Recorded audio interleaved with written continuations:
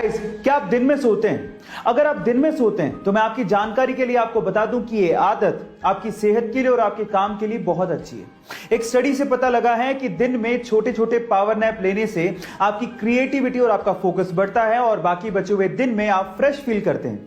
ना सिर्फ ये, स्टडी से यह भी पता लगा है कि जो लोग दिन में पावर नैप लेते हैं उनके हार्ट अटैक से मरने के चांसेस 30% कम होते हैं उन लोगों से जो पूरे दिन काम करते रहते हैं। है ना ये अमेजिंग फैक्ट? गाइस, कई बार आप लोगों ने ये नोट किया होगा कि खाना खाने के जस्ट बाद हमारे सीने में जलन होने लगती है और गलती से अगर हम लोग स्पाइसी खाना खा लें तो ये जलन और भी ज्यादा होती है।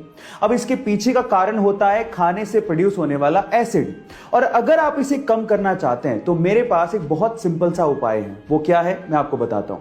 आपको खाना खाने के जस्ट बाद च्युइंगम चबानी है। अब च्युइंगम चबाने से क्या होगा? देखिए, च्युइंगम चबाने से सलाइवा पैदा होगा जो कि बेसिक नेचर का होता है, जो कि आपके बॉडी के अंदर जाएगा और खाने से प्रोड्यूस होने वाले एसिड को न्यूट्रलाइज कर देगा और इस तरह से आपकी जो जलन हो रही है, जो ये प्रॉब्लम है, वो कम हो जाएगी।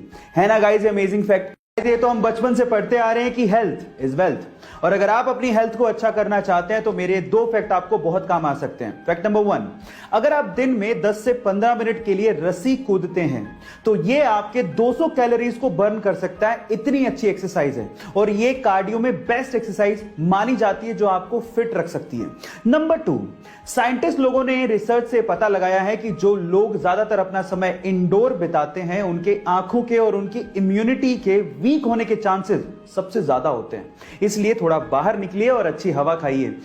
गाइस, डोमिनेंस यानी कि वर्चस्व की लड़ाई सिर्फ इंसानों तक ही सीमित नहीं है, ये जानवरों में भी होती है और मेल पांडा में तो वर्चस्व की लड़ाई एक अलग ही लेवल पे चल रही है। कैसे मैं आपको बताता हूं। एक्चुअली सिर्फ अपने वर्चस्व को यानी कि अपने डोमिनेंस को दिखाने के लिए मेल पांडा हैंड स्टैंड करके टॉयलेट करते हैं, मतलब अपने हाथों पे खड़े होकर सुसु करते हैं। और मजे की बात यह है कि जिसके सुसु की धार या मार्क पेड़ पे सबसे ऊपर होता है उसका वर्चस्व उतना ही ज्यादा माना जाता है। ये पांडा जितने ज्यादा क्यूट होते हैं उनकी हरकतें उतनी ही ज्यादा फनी होती हैं। गारंटी और वारंटी, आखिर इन दोनों में फर्क क्या होता है?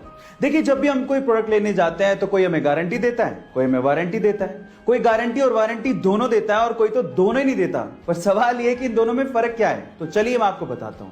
देखिए, मान लीजिए कि आपने कोई प्रोडक्ट खरीदा और वो प्रोडक्ट वारंटी में है और अगर वो खराब हो जाए तो दुकानदार उसे रिपेयर करके आपको वापस देगा, यानी कि वारंटी के केस में रिपेयर होता है। लेकिन अगर वो प्रोडक्ट गारंटी में है और फिर वो खराब हो जाए तो दुकानदार उसे रिप्लेस करके आपको वापस देगा, यानी कि एक नया प्रोडक्ट आपको मिलेगा। अब मतलब क्या निकला? वारंटी के केस में रिपेयर होता है लेकिन गारंटी के केस में रिप्लेसमेंट होता है।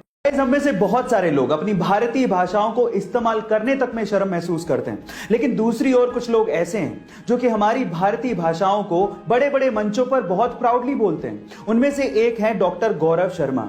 मैं आपकी जानकारी के लिए आपको बता दूं कि अभी रिसेंटली ही न्यूजीलैंड के पार्लियामेंट में डॉक्टर गौरव शर्मा को एमपी चुना गया और जब 25 नवंबर को उन्होंने अपने पद की शपथ ली तो वो उन्होंने संस्कृत भाषा में ली और ऐसा करके वो पूरी दुनिया में चर्चा का विषय बन गए।